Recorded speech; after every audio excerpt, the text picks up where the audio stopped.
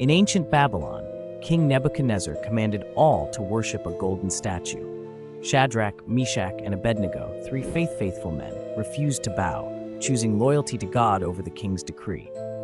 Furious, Nebuchadnezzar ordered them thrown into a blazing furnace, heated 7 times hotter than usual.